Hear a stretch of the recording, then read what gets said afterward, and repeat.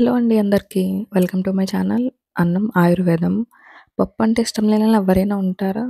ఎవ్వరు ఉండరండి. అందులో ఇది ఒక మెయిన్ పప్పు. అది పప్పు మ్యాంగో. సో, ప్రాసెస్ చూసేద్దామా? ఒక 2 గ్లాస్ ఆఫ్ పెసరపప్పు తీసుకున్నానండి. అది కొంచెం ఫ్రై చేసుకోవాలి. ఫ్రై చేసుకుంటేనే మనకి పప్పు అనేది టేస్ట్ వస్తుంది. అండ్ బాగా నానుతుంది. ఇందులో ఇలాంటి పప్పు తిన్నప్పుడు మనకి గ్యాస్ట్రిక్ ప్రాబ్లమ్స్ అవి రాకుండా ఉంటాయి. సో, గుర్తుపెట్టుకోండి. ఒక 2, 3 మినిట్స్ ఇలా ఫ్రై చేసుకోవాలి లో ఫ్లేమ్ మీద. బాగా ఫ్రై అయిన తర్వాత మనం కొంచెం వేడిగా ఉన్నప్పుడే వాటర్ వేస్తే బాగా నానుతుందండి పప్పు అనేది. సో, చూస్తున్నారు కదా! మనం ఇలా పప్పు అనేది నానబెట్టుకోవాలి. కొంచెం నానిన తర్వాత అది ఒక 2, 3 టైమ్స్ వాష్ చేసుకొని వాటర్ వేసి ఇంకా నానబెట్టుకొని పక్కన పెట్టుకోవాలి. సో, చూస్తున్నారు కదా! నేను ఆల్రెడీ వాష్ చేసి వాటర్ వేసి పక్కన పెట్టాను.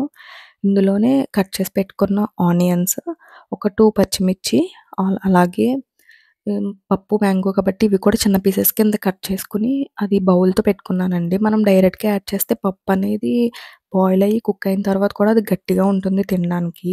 సో, నేను సెపరేట్‌గా పెట్టుకున్నాను కుక్కర్‌లో.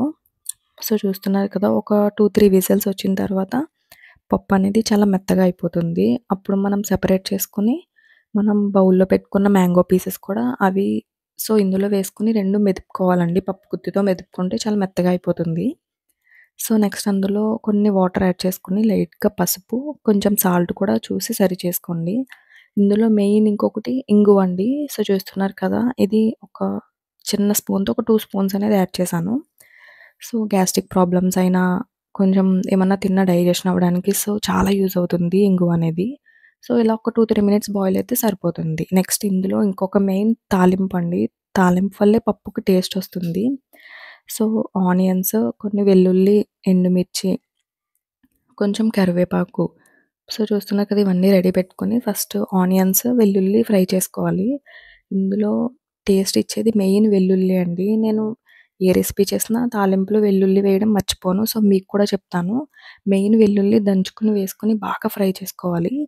సో, చూస్తున్నారు కదా! ఇందులోనే కరివేపాకు కూడా యాడ్ చేశాను. Next 1 spoon of jeera, next 1 spoon ఆవాలు, నెక్స్ట్ 1 స్పూను చిన్న ఆవాలంటారండి. ఆంటాలు కూడా. ఇవి చాలా బావుంటాయి పప్పు, రసం, చారులోకి. సో, ట్రై చేయండి. ఒక ఒక చిటికెడు ధనియా అంటే చిటికెడు మెంతులు వేసుకొని అండ్ లాస్ట్‌లో ఎండుమిర్చి కూడా వేసుకొని ఇది బాగా ఫ్రై అవ్వాలండి తాలింపనేది. సో, తాలింపు వల్లే టేస్ట్ వస్తుందని చెప్పా కదా! సో, ఈ బ్రౌనిష్ కలర్ వచ్చే వరకు కూడా మనం ఫ్రై చేసుకోవాలి.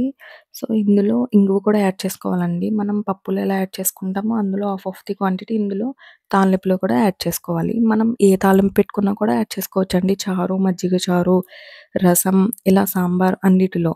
సో, మీరు కూడా ట్రై చేసేయండి. ఎంతో టేస్టీగా ఉండే పప్పు మామిడికాయ. పప్పు అంటే ఇష్టం లేనోళ్ళు కూడా చాలా ఇష్టంగా తింటారండి పప్పు మామిడికాయ. ఎవరికైనా తెలియకపోతే ట్రై చేయండి. తెలిసిన వాళ్ళు ఎవరికైనా షేర్ చేయండి. Thanks for watching.